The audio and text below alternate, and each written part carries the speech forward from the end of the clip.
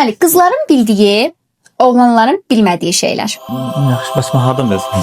Baking nədir? Andı ne lan? O ne? Şey mi dostum? Yine yangınlar yine ben. Bu Nə? Baking. Keklə falan alakalı bir şeydir. Baking. Yox. Nəsə pişirməklə zaten ola bilər. Bake. Bigudi. Nə? Bigudi.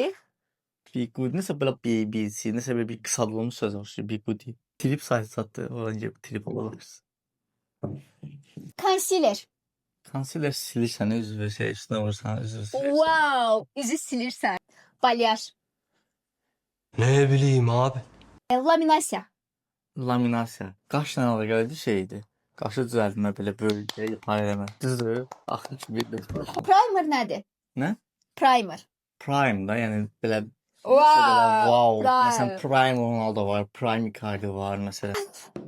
Basarım var. Mən oğlan versiyasını sənə çəkəcəm. Elə mən də onu deyəcəkdim. Hə? Tamam. Yaxşı.